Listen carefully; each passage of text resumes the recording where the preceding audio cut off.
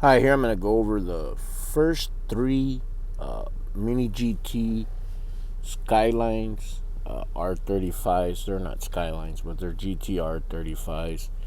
These were the first three that I opened on my channel. They're not the first ones that came out, nor are they the first ones that I have. I have some of the older versions, which I'm going to be going over later.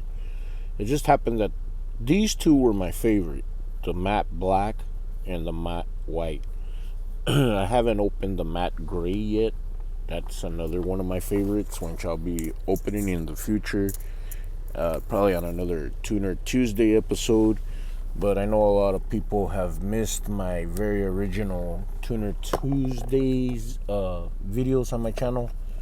And I opened these along with Hot Wheels, so most people were probably even clueless that these were in the video, because I opened these with Hot Wheels at the same time. But these are pretty awesome castings. The matte black really looks nice with that white on it. Just let it soak up a little bit. Yeah, it's really nice. These were actually my favorite too, probably back then, out of the bunch, out of the ones that had come out in the past 2 years.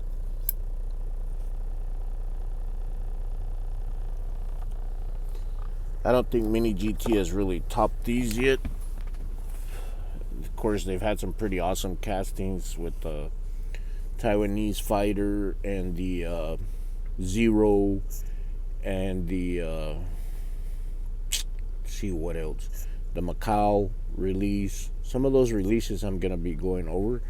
Purpose of this video is for my viewers. On Tuner Tuesday, what I'm gonna be going over is the Nissan GTR 35 is actually my favorite car.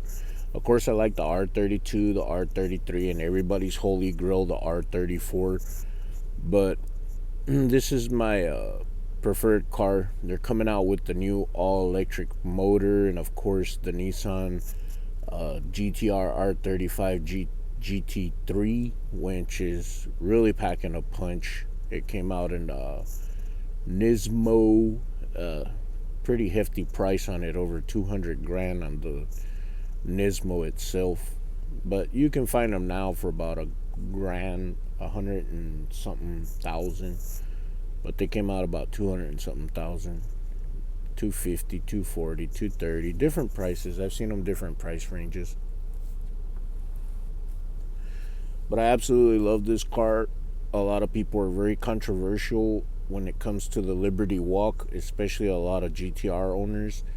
They don't want to bag their car like that, because these cars, what they do is they go all the way down to the ground.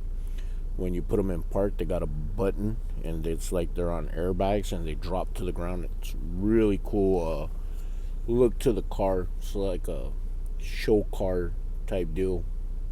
But they're also track savages with customized exhaust, customized intakes, customized tuner parts. I mean, I could go over a whole list, but if you really want to know the list, they're actually on the back windshield of these cars.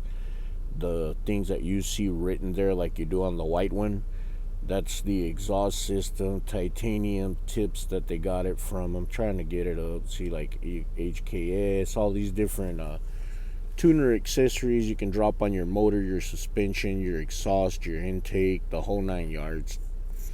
These things are just straight up pretty much unlimited tuner capability. I'll be showing some step by step, like I'll go back and I'll add Mr. Cato's car, go into the explanations of the Bozozuka and the Cato riders, and whole 9 yards, like how it had a big influence on the design of these modern cars. This is the second version of the Pink Pig. The first one has a white top. The thing here is people that are collecting these get really mixed up.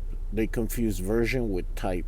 See, there is a type, which is the body style or the body kit, And the Type 1 winch, I think, yeah, Type 1 is the original winch. It has less graphics going on. It's the body kit is there. It's just the graphics and the designs are not like all over the place.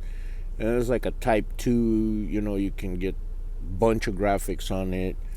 The duck wing and the GT wing are just two separate things.